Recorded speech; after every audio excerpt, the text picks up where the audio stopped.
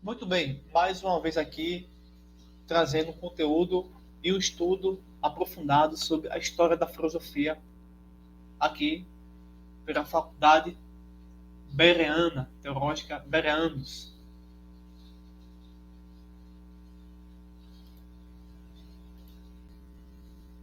Então, nesse último vídeo, eu vou fazer, resumidamente, os dois últimos períodos que restam aqui do nosso estudo, que é a filosofia moderna e a filosofia contemporânea. Então, vocês veem aí nessa imagem que nós fizemos uma pequena introdução sobre os princípios que, de certa forma, motivaram o surgimento da filosofia, pois foi esse período aí da mitologia. Então, algumas pessoas começaram a usar a razão e a perceber que certas coisas que eram ensinadas não passavam de mitos. Houve situações opostas e contraditórias e foi, portanto, uma tentativa humana de encontrar a razão, o verbo. E para nós cristãos, protestantes, o verbo é o Cristo, conforme João capítulo 1, versículo 1. Então, esse esforço humano, que foi extremo, levantou um povo e consolidou e construiu, auxiliou também o próprio cristianismo, de certa forma. Então, houve períodos, e cada período eles trataram e debatiam a respeito de tudo, sobre ética, moralidade, política, fé, razão, ciência, astronomia, natureza, essência, Deus, antropologia, cultura, uma infinitude de assuntos e temas que e levaram e ainda continuam a percorrer a própria história humana. Então temos período como a mitologia, a filosofia antiga aí, que é propriamente o nascimento da filosofia. Aí você vai ter os primeiros pré-socráticos, depois você vai ter Sócrates, Platão, Aristóteles, os sofistas.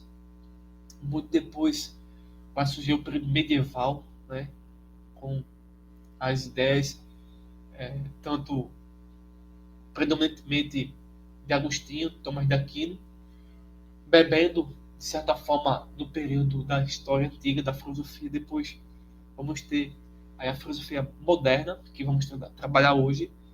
Temos aí essas correntes de pensamentos, né? Você pode observar aí, que é o racionalismo, o ceticismo, a dúvida, os pensadores como Descartes, Bacon e vários. O iluminismo também, a reforma protestante, enfim. É realmente um assunto vasto, profundo e complexo. Depois nós vamos ter a história da filosofia contemporânea, mais pesado, mais denso, porque é a predominância não somente de ateus, mas também do afastamento cristão da filosofia. Por quê? Porque hoje em dia, até mesmo dentro do sistema de educação primária, ensino médio, fundamental e universitário, a própria filosofia está deixando de existir. Hoje você não tem mais um professor de filosofia, um profissional de filosofia. Está totalmente desqualificado. Recentemente, eu fui ver aí quanto ganha, né, um professor de filosofia com 40 horas aulas, né, que é muito pouco, né, em via de regra, menos de R$ 2.000. Muito menos de R$ 2.000. Muitos dizem que é 1.500, entendeu? Então, a profissão, professor de filosofia, aqui no Brasil, eu posso dizer que acabou, né? Mas,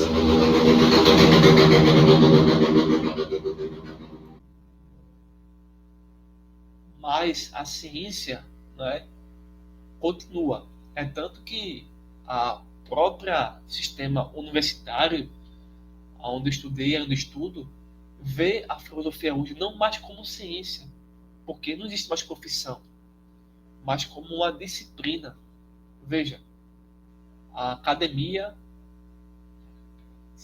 a educação, enfim, não enxerga mais a filosofia como ciência, mas como uma disciplina. Algo que pode ou não ter, vai depender aí do colégio, né?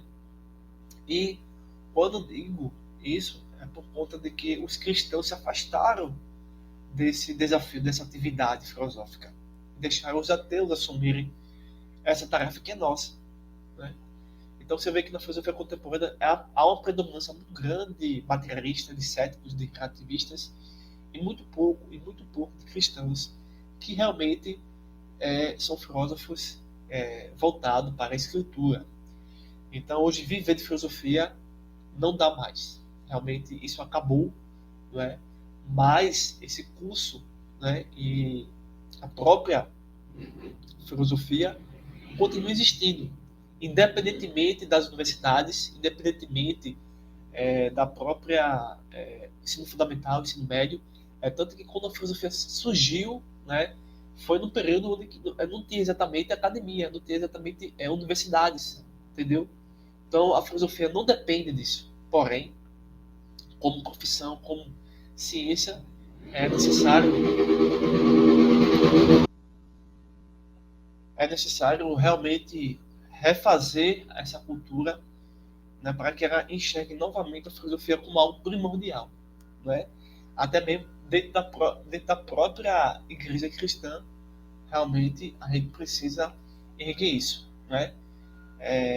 Enfim, eu quero também aqui nesse último vídeo agradecer muito à Faculdade Livre Teológica Bereanos, né, ao diretor, a todos que fazem parte dessa instituição, esse privilégio, essa oportunidade de tentar aqui transmitir esse pouco conhecimento que eu tenho e esperar muito que a minha preocupação seja aí bem compreendida por vocês, que é fazer vocês entenderem a função, o papel, a utilidade e a essência da própria filosofia, tanto dentro da igreja quanto fora da igreja, certo? Então, porque o filosofar não é pensar de qualquer jeito, mas é pensar de maneira correta.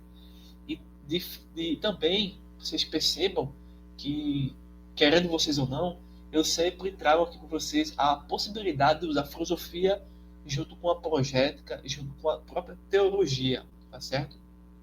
E mostrar os pontos positivos e negativos de sistemas supostamente filosóficos e de sistemas realmente filosóficos. Porque na própria história da filosofia, cada personagem, cada filósofo, eles tiveram ideias contraditórias ou não, e assim vocês vão perceber, né, se isso é útil ou não em determinado momento. Mas também, nesse exato momento, quero recordar aqui a vocês algo importante a vocês, é o seguinte, que a experiência filosófica, o ato de filosofar, a história da filosofia como um todo, ela sempre retornou, ela sempre partiu desses três princípios que eu vou aqui recordar a vocês, que é a atitude filosófica. Sem a atitude filosófica, veja que é uma ação, veja que é uma prática, veja que é uma atividade, é um exercício da mente, do pensamento, né, da alma, da psique, ou do próprio espírito, como posso dizer também. E essa atividade, essa experiência filosófica, é três pontos principais. Sem isso, não temos como fazer filosofia.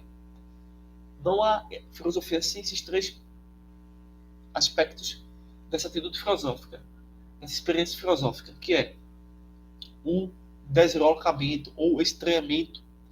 Esse deslocamento é o primeiro passo que a mente processa e faz, que é uma ruptura, que é uma quebra, que é uma interrupção daquilo que estava acontecendo, né? É uma paralisia.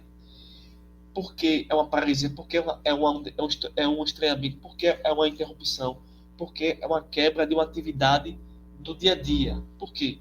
Porque é o momento em que a mente processa tudo o que está acontecendo para questionar tudo o que acontece com atenção, sentido, causa e propósito. Veja como a própria filosofia faz isso, percebendo a nossa atividade de mente. Então, é o estranhamento. Você vê, por exemplo, no seu dia a dia. Você acorda, toma banho, escova os dentes, toma um café, pega o ônibus, ou vou de carro, vai para o seu trabalho, enfim. A sua vida é essa. Mas você, de vez em quando, observa que eu estou vivendo no automático, eu estou vivendo como um robô. Essa percepção, mesmo que pequena, faz você quebrar, interromper, fazer esse estranhamento, fazer essa paralisia do que a sua vida estava acontecendo e passa a questionar seus atos, suas emoções, seus comportamentos, suas atitudes com devida atenção, certo?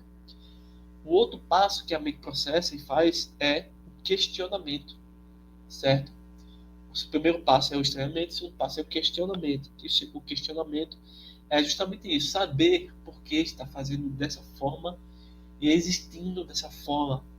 Qual é o propósito de tudo isso que estou vivendo, experimentando, até mesmo rejeitando, né? Então, por exemplo, uma pessoa que está com saúde, trabalha, estuda, enfim, essa pessoa está bem, né? Mas essa pessoa está feliz ou não está feliz? Qual é a fonte da felicidade?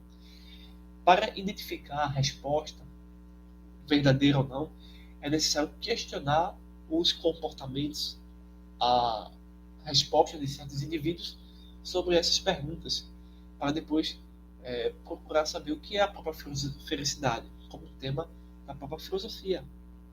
Então, você começa a questionar certos pensamentos seus, negativos, que às vezes se tornam pesados no decorrer do tempo ou do dia, ou também os pensamentos positivos e agradáveis, né? Se isso, de fato, ele é real, ele é construído com base em quê?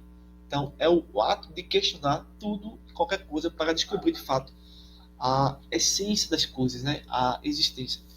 Por último, ato que está consolidado dentro da própria teoria filosófica é o que? É a resposta filosófica. É encontrar a resposta, mas não a resposta assim que vai descrever centenas e centenas de páginas, não, ou muito menos escrever 2 linhas, não é assim. É uma resposta que atinge a essência e e a natureza daquilo que está sendo buscado, certo? Evitando assim a ilusão, né? Então, essa é construir, descobrir, encontrar a verdadeira resposta para esse questionamento que veio, portanto, de um estranhamento. E assim, quando você discursa, processa, faz, realiza essa resposta, a filosofia, portanto, nesse caso, nessa atitude sua e nossa, que é a atitude filosófica, começa o ato de filosofar, e assim, essa resposta sua ou minha, ela é, portanto, um pensamento correto, mas não é pensado de qualquer forma, de qualquer jeito, mas de forma lógica, que para encontrar, portanto, assim, a aletheia, a verdade, certo? Bem, lembrando tudo isso a vocês, a gente pode aqui sintetizar, resumir justamente o período da filosofia moderna, certo? E eu trago aqui para vocês o contexto histórico, tá bom? Lembre-se também que existe a história da filosofia, que é esse curso que vocês estão recebendo, mas a história da filosofia está dentro da história da filosofia os problemas filosóficos. Isso é o quê? Isso é o que os filósofos debatiam e o que eles encontravam e o que eles rejeitavam sobre um assunto X que eles queriam aí desenvolver, certo? Então temos a história da filosofia. Cada história temos pensadores específicos com correntes específicas. Então, no contexto histórico da filosofia moderna, do século XV ao século XVIII, nós podemos perceber o quê? O Renascimento, a Reforma Protestante, a Reforma Científica e o próprio Iluminismo. Como vocês veem aqui, está vendo aqui a filosofia moderna? Então, século XVI, século XVII, século XVIII, racionalismo e os filósofos aqui embaixo. Então, nesse contexto histórico se desenvolveu muitas questões. O Renascimento foi, vamos dizer assim, o fósforo, certo? Porque o Renascimento? O Renascimento ele é a redescoberta, não é nem a descoberta, é a redescoberta. É algo que você possa pensar assim. É, houve um período em que as pessoas enterravam o conhecimento e sepultavam o conhecimento a 7 palmos. E criavam outras ideias. E o Renascimento ele vai redescobrir tudo isso, vai desenterrar tudo isso, né, porque ele vai fazer a redescoberta da cultura clássica. Mas só que essa redescoberta, eles vão ter um objetivo, eles vão ter um foco, eles vão ter um sentido, que é justamente a, a valorização excessiva, né, da, do ser humano, do homem, né, em sociedade, na sua cultura, na sua civilidade, seu ato político, nos seus atos cotidianos. É uma redescoberta importante da cultura clássica, que foi soterrada, que foi apagada, mas uma hipervalorização do ser humano. O ser humano começou a ser o centro de tudo, começou a ser o alfa e o ômega. E assim, há uma negatividade desse princípio, mas ao mesmo tempo levantou-se a importância desse ato. Por quê? Se você pensar bem, o Renascimento, ele agora ele vai ser meio que ele vai ser consertado, de certa forma, ele vai ser útil para a Reforma Protestante. A Reforma Protestante também é influenciada pelo Renascimento e também, de certa forma, pelo humanismo.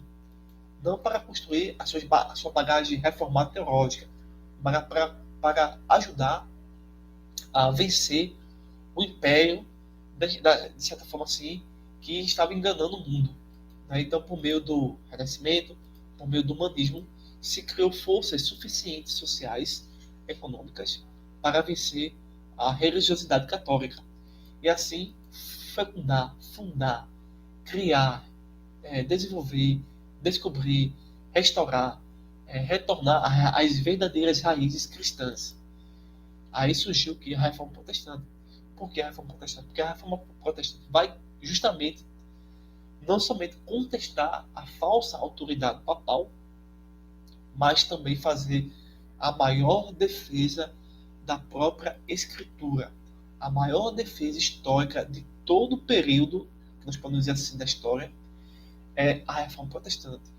É a maior defesa apologética que nós podemos encontrar no mundo, dentro da história. Então foi também por meio desse renascimento do humanismo e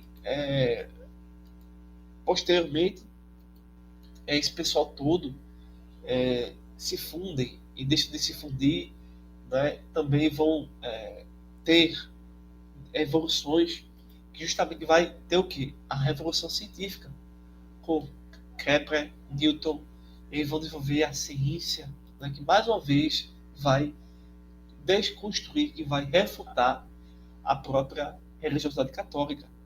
Então, já tínhamos o quê? Já tínhamos o Renascimento, já tínhamos o humanismo, depois nós temos a Reforma Protestante, que vai desconstruir, que vai refutar tudo o que a Igreja Católica tentou apagar da história, assim, no sentido de que eles criaram um mundo que não era real. Por exemplo, se sabe-se que eles acreditavam que o mundo não estava em movimento, não tinha movimento, na ideia da Terra plana, que é advinda aí muito da Igreja Católica. Então, a Reforma Protestante vai também mostrar que os textos bíblicos diziam o oposto a isso. E agora, com a Revolução Científica, juntamente com o humanismo, com o Renascimento, vai mostrar que a Terra está em movimento, vai quebrar novamente as ideologias da autoridade papal. Enfim, há uma série de acontecimentos sobre isso. E depois, o Renascimento, o humanismo, a Reforma Protestante, a Revolução Científica, tudo isso nesse século. Nós temos o próprio iluminismo. É óbvio que o iluminismo também sofreu negativamente, assim como todos os movimentos sofrem até hoje, e sofreram naquela época, influência da maçonaria, influências do ocultismo, influências de sociedades secretas, certo? Para o bem e para o mal. A própria Revolução Francesa teve forte influência da maçonaria, né? E esse pessoal aí, entraram no Renascimento, entraram na Reforma Protestante, entraram na Revolução Científica, entraram no Iluminismo, certo? Para, assim, influenciar, distorcer, até mesmo criar, até mesmo de certa forma, ajudar. Né? Existem documentos que mostram isso, existem fatos históricos que mostram isso, e outras organizações, né? Para o bem e para o mal. Mas, independentemente dessas influências de seitas, né? Da maçonaria, do ocultismo, dentro desse contexto histórico, o próprio iluminismo, ele, assim como o Renascimento, que assim, botava o homem em grau máximo, né? O iluminismo agora vai deixar de acreditar na escritura, deixar de acreditar na própria ciência, mas vai acreditar extremamente na própria razão e no ato humano, no ato do progresso, no ato das realizações. Por exemplo, assim, para vocês entenderem, tá bom? O iluminismo. Por exemplo, eu tenho uma ideia de fazer um carro, certo? Então, um carro ele tem que ser dessa forma, desse jeito, tem que ter assim, desse design, tudo. Isso é a minha razão, certo? Então, o progresso é o quê? Eu fabricar o carro. Então, nessa minha ideia, nesse progresso, eu me exalto, eu me auto encho, fico totalmente enchido dessa minha realização. E eu fico surpreendido, eu começo a, de certa forma, criar esse bezerro de ouro, certo? Por meio da própria razão, da ideia, e depois do ato da construção desse carro, sabe? Então, o iluminismo foi importante, é útil, é bom, quando a gente entende o papel da razão, o papel, né, das ideias, do pensamento, e ele depois fabrica, consegue fazer instrumentos, consegue criar, né, um design ótimo, mas para a glória e louvor de Deus, não para a exaltação humana, certo? É isso o fracasso do iluminismo, porque acreditava e se desviou muito da importância da fé desse processo. A fé tem que estar nesse processo de ideia, de razão, de pensamento, também para construir qualquer utilidade humana para si ou para a sociedade. Nesse período, nós temos os pensadores. O principal pensador que eu gosto muito, tem minhas ressalvas também, é o René Descartes. Ele nasceu em 1996 e morreu em 1650. Ele é famoso pelo cogito ergo sum, que é eu penso, logo existo. Então, é um princípio básico e essencial da filosofia de Descartes, de onde ele parte a sua, que vai desenvolver também a sua teoria do conhecimento, sua teoria da existência, para não ser enganado pelos sentidos, né? Porque o Descartes não acreditava que os sentidos traziam conhecimento, mas sim a razão. Só que o Descartes tinha algo importante nele, que era a ideia da crença em Deus. Então ele pensa em logo existe, ele acreditava que a sua existência era uma existência real e por causa da natureza da razão, que por si só era espiritual, era material. Ele também constrói um método da dúvida sistemática, desenvolvendo esse princípio do penso, logo existo. Existe uma série de textos e assuntos que ele desenvolve, não é, sobre essa temática, porque para buscar os fundamentos seguros para o conhecimento. Por exemplo, nós estamos na história da filosofia, né? O curso de história da filosofia. Por exemplo, Descartes. O que Descartes quer dizer para a gente? O seguinte, o que Descartes quer dizer para a gente com essa ideia de penso, logo existo? Método da dúvida sistemática. Buscar os fundamentos autênticos e verdadeiros do conhecimento. O que é isso? Eu não estou entendendo nada. Bem, veja só. É o seguinte. Como eu sei que Deus existe? Como eu sei que acredito no Cristo? Como eu sei que eu acredito na Bíblia? Certo? Como eu sei? Aí você vai dar uma resposta. Eu acredito em Deus por causa que Deus atendeu minhas orações. Certo? Algo simples, tá bom? Outros vão dar algo mais complexo, não por causa das leis universais, por causa da própria matemática, enfim. E como eu sei que eu acredito em Cristo? Por causa das profecias, por causa dos fatos históricos. com você que acredita na Bíblia, porque a Bíblia é a palavra de Deus, por causa da iluminação do Espírito Santo. São respostas, tá bom? Mas Descartes diz o seguinte: e quem é Deus? Se Deus aparecesse para mim agora, eu saberia quem Deus é. E quem é Cristo? Eu saberia se Cristo aparecesse para mim hoje. Eu saberia quem ele era, quem ele é. Como eu sei que a Bíblia está na sua integridade como um todo?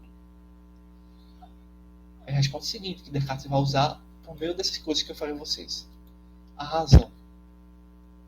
A razão, né, para Descartes, por meio de saber que ele existe, ele não vai ser enganado pelo método racionalista. Esse método do racionalismo não nega, a princípio, tá bom, a existência de Deus, nem a existência de Cristo, muito menos a existência da inspiração da Bíblia. Ao contrário, auxilia na própria defesa. Mas muitos utilizam Descartes para difamar esses argumentos que eu estou aqui trazendo a vocês, né? Só que o Descartes, ele era cristão e usou esse método filosófico para provar a existência de Deus, mostrar que certas coisas são falsas e algumas coisas são verdadeiras por meio desse método, né? Dessa dúvida sistemática, porque eu só posso ter um conhecimento verdadeiro se eu tiver uma origem verdadeira. Por exemplo, vou dar um outro exemplo para vocês aqui desse método de Descartes, tá bom? Por exemplo, o aborto. Por que as pessoas defendem o aborto e outras defendem que o aborto é ruim? As pessoas que defendem o aborto são muitas, né? Tem advogados, médicos, doutores, enfim, autoridades policiais, até mesmo cristãos, né? De certa forma, defendem o aborto. Por que o aborto é errado? Por que o aborto é errado? Bem, porque Deus diz que o aborto é errado, entendeu? Então, é baseado nessa causa, nesse princípio, que aquilo que é dito é verdade. Então, a pessoa que diz que o aborto é bom, não se baseia em Deus, se baseia numa coisa que não é real. E só que as pessoas hoje em dia, né, vocês vão ver na filosofia contemporânea, não estão nem mais para a existência de Deus. Porque para muitos filósofos hoje em dia, Deus está morto. Mas se Deus está morto, nenhuma iniciativa boa que traga justiça seria de fato verdadeira. Porque Deus está morto. Porque Deus é a fonte da verdade, Deus é a fonte da justiça. Então, se você ter a fonte da verdade e da justiça, você vai ter uma fonte de erro. Então, tudo que as pessoas estão hoje projetando, né? O homem é bom sem Deus é falso. Entendeu? Então, eu acredito que vocês tenham entendido um pouco sobre a filosofia de Descartes. Dei alguns exemplos, mostrei como ele processa esse procedimento para construir, né, a filosofia moderna, né, que vai auxiliar pensamento, tecnologia, descoberta, revolução, tudo mais. Não só Descartes que está nesse tempo, mas também John Locke. John Locke nasceu em 1732, morreu em 1704. Ele é o discípulo, o criador, o seguidor, o apologista, né, o defensor do empirismo, que é um pouco diferente de Descartes. Ele vai dizer que todo conhecimento depende da experiência, porque o Descartes diz que o conhecimento depende da mente. Já o John Locke depende da experiência, do que eu sinto. Isso é verdadeiro ou não, certo? Então ele vai fazer uma defesa da liberdade individual e do governo limitado. Então o John Locke ele vai ser um pouco mais inclinado a uma área social e política, certo? Porque vai trabalhar muito essa questão da origem do conhecimento dentro da experiência humana, dos sentidos humanos. Um outro personagem importante é Jean-Jacques Rousseau, nasceu em 1712 e morreu em 1778. Ele vai fazer uma crítica à sociedade corrupta. Ele vê que a sociedade da sua época estava extremamente corrupta e ele vai criticar a sociedade, certo? Ele vai desenvolver o contrato social. Inclusive, eu até tenho que terminar de fazer uma leitura desse autor, Jean-Jacques Rousseau, não é? Do contrato social. Comecei aqui a dar minhas leituras, mas eu parei, rapaz. Ele vai falar aqui sobre natureza e civilização, natureza ou civilização, perseguição e loucura, defendendo a pureza infantil, a liberdade é o supremo bem, do contrato social, né? Muitos assuntos que ele vai abordar, a herança de Rousseau, né? Essa é a introdução, né? Depois vocês vão ter nos livros, né? Os Pensadores, vai falar sobre ele, né? Os Pensadores, é um livro falando sobre esse autor. Então, ele vai fazer a crítica à sociedade corrupta, contrato social, poder vem do povo, né? Também é uma área muito política que ele vai atuar. As ideias sobre educação, né, natural, ele vai falar tem um livro sobre Emílio, né? Que trabalha essa ideia sobre educação natural. Depois nós vamos ter um outro pensador que é Immanuel Kant. Immanuel Kant é muito famoso também, importante. Ele vai fazer uma síntese do que John Locke e do que Descartes fez, né? Entre racionalismo e empirismo. Ele vai unir duas formas de pensar, vai criar uma conclusão importantíssima. Então ele vai ter o que? A autonomia moral, agir segundo a lei moral que você dá a si mesmo, né? Então temos o pensamento de Immanuel Kant, que é o homem deve ser tratado sempre como um fim, nunca como um meio. O Immanuel Kant ajuda a entender muita coisa sobre a razão humana, como essa razão humana pode ficar perturbada, como essa razão humana pode permanecer integral, não é? Ele vai falar sobre se eu conheço um objeto ou não. Ele vai trabalhar questões sobre como duas pessoas podem argumentar sobre um objeto, um fato, e chegarem a conclusões tão distintas e diferentes, não é? Mas ele vai trabalhar essas correntes de pensamento dessa época, opostas, né, o racionalismo, que é o que a mente consegue encontrar, e o que o empirismo, que os sentidos humanos conseguem encontrar, certo? Os temas centrais desse período são crítica à autoridade, e vão contestar os dogmas, as ideologias, as tradições que acabam com o encontro, por exemplo, com Deus, e acabam com a descoberta científica. Então, esses dogmas, essas tradições, essas ideologias, eles vão ser refutados, né? Eles vão ser contestados para deixar o povo, os filósofos, encontrarem Deus, a verdade e a ciência e a tecnologia. Também, como tema central, é a valorização da razão. A razão, né, e até mesmo o homem, né, o ser humano, como centro de tudo, como centro da construção do saber. Também o sujeito moderno. Autonomia, liberdade e responsabilidade são temas centrais desse período que esses filósofos vão debatendo para construir esses assuntos. Bem, aqui termina a minha exposição sobre filosofia moderna, certo? Então vocês dão uma pausa e eu vou falar aqui agora sobre a filosofia contemporânea, a filosofia atual. Tudo bem? Espere um pouquinho. Vamos começar agora a filosofia contemporânea. Terminamos de apresentar aqui a vocês a filosofia moderna e agora vamos falar sobre a filosofia contemporânea. Tudo bem? Bem, veja só. A gente pode começar aqui falando sobre o seguinte, sobre a filosofia contemporânea. Século XIX, né? Ela vai ser marcada pela crise da razão. A razão humana, que antes era enaltecida, agora está em crise, está em uma depressão, né? Então, é uma desconfiança de que a racionalidade humana, ou a racionalidade iluminista, baseada na ciência, na tecnologia e no progresso, pudesse explicar toda a realidade e garantir uma sociedade justa. Mas é baseado, pessoal, essa justificativa da filosofia contemporânea advém das duas primeiras guerras mundiais e da Guerra Fria. Então, quando tem as duas primeiras guerras mundiais e a Guerra Fria, essa sensação de que um homem tão racional pudesse criar a bomba atômica, matar pessoas, né? Eles fazem uma análise até mesmo injusta para distinguir esse período contemporâneo, né? Para dar aí a ideia de que a razão está em crise, certo? Então, os pensadores desse período, eles são muito materiais, muito assim satânicos, né?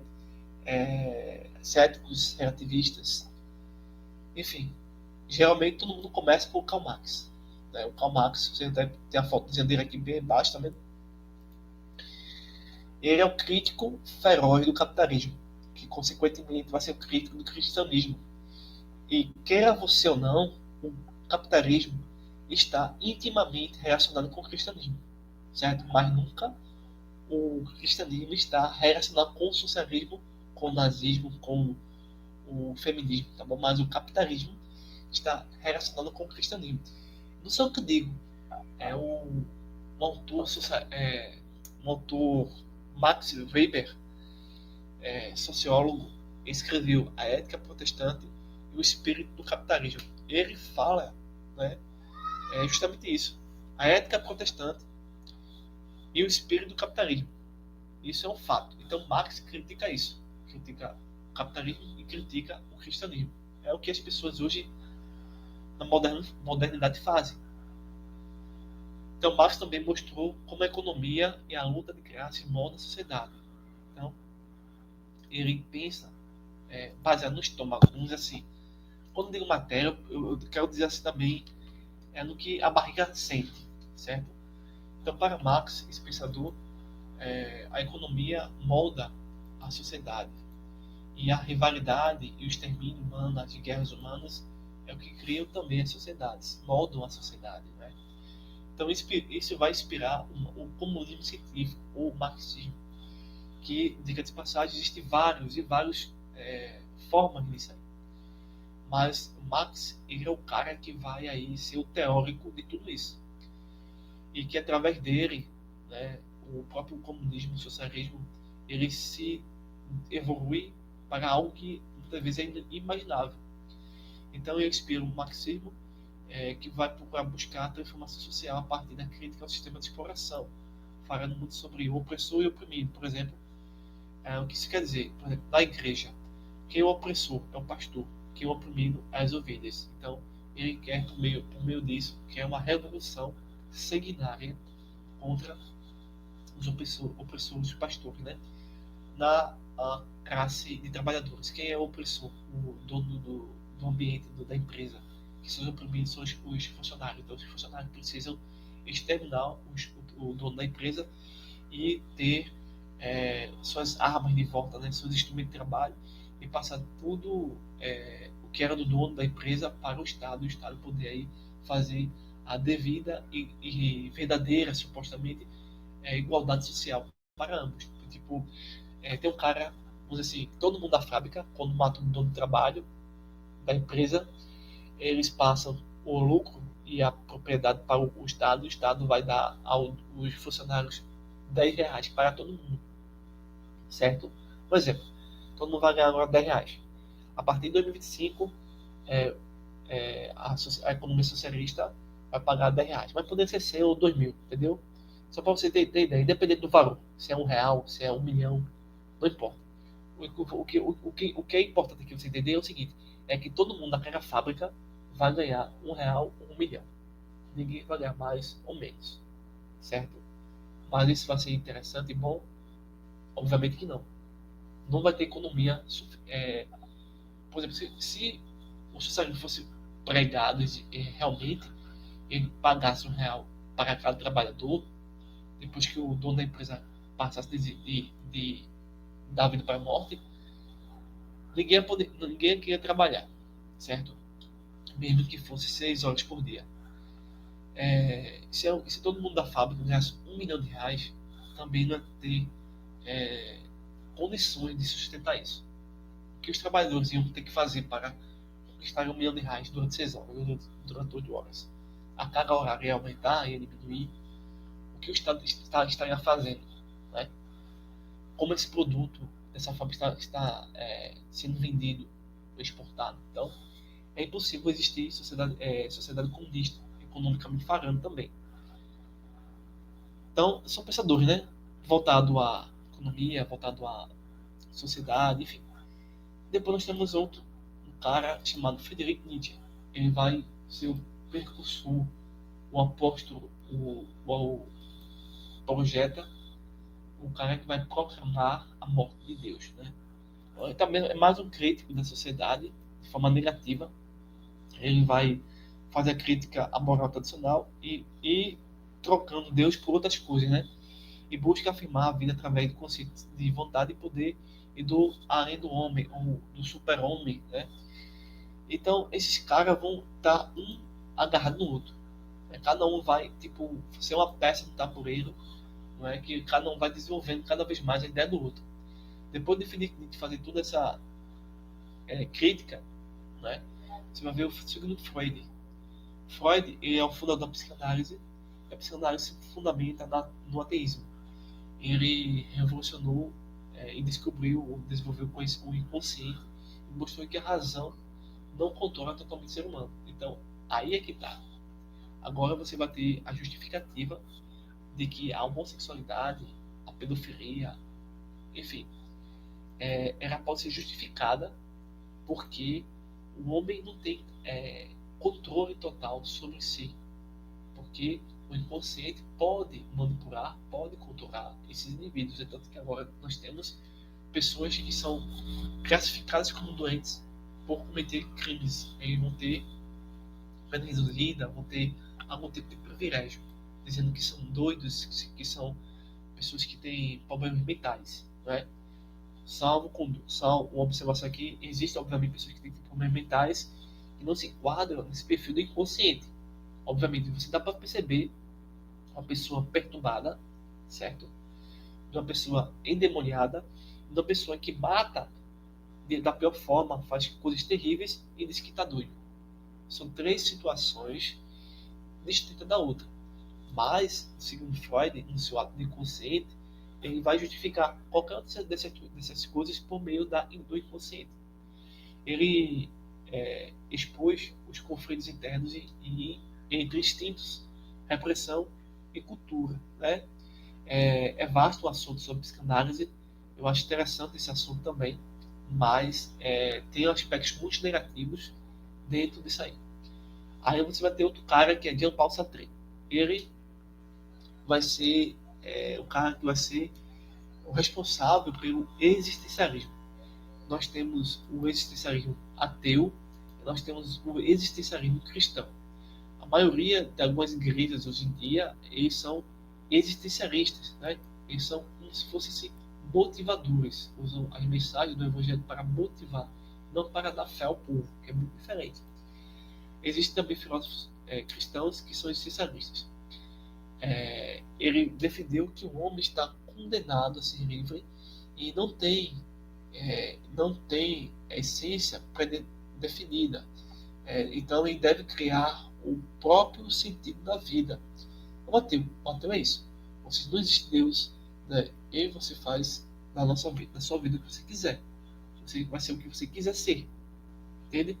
Então é o homem acima de tudo. Então a liberdade traz responsabilidade, mas também traz angústia.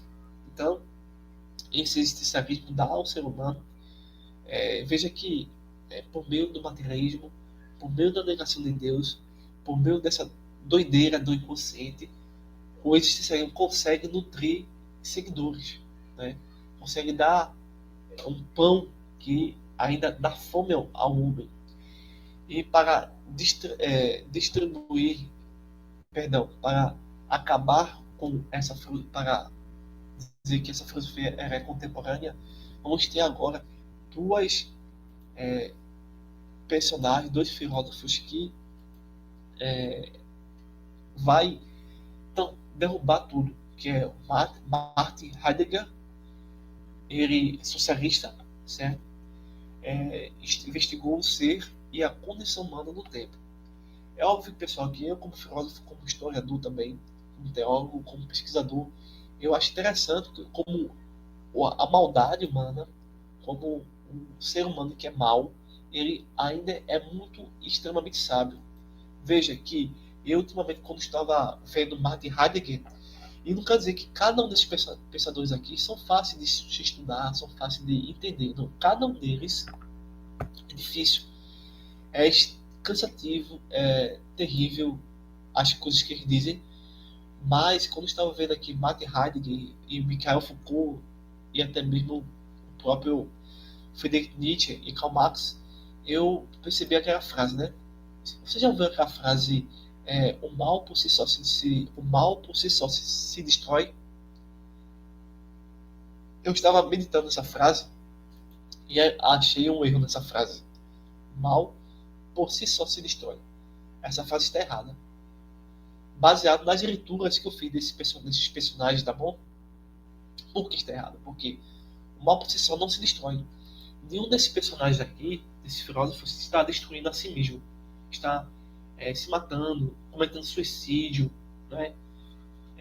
Mas está querendo matar a sociedade, está querendo que a própria sociedade se cometa suicídio. Então, aí é que está a resposta para essa meu questionamento, que é o mal por si só é destruído com o bem. O bem pode destruir o mal, mas o mal não destrói o próprio mal. O mal continua evoluindo. Veja, a partir de Marx, nós temos Nietzsche, Freud, Sartre e o Heidegger. Então, Heidegger vai mostrar que vivemos muitas vezes de forma inautêntica, seguindo o si, seguindo a massa, seguindo o impessoal. E precisamos assumir a própria finitude. É algo meio que romântico, mas quando você vai pescando, quando você vai mergulhando nos ideais, nessas ideologias que é camuflado como filosofia, né, você vai ver que isso é perversidade. Aí você vai ter o Michael Foucault, que é aqui, pessoal, o pedófilo, tá bom? Também socialista, certo? O Jean Paul Sartre é socialista. Eu não me recordo se segundo Freud é socialista, nem o Friedrich Nietzsche, mas Marx, Heidegger, Sartre e Michel Foucault socialistas, comunistas. Então, o Michel Foucault ele estuda as relações entre o saber e o poder.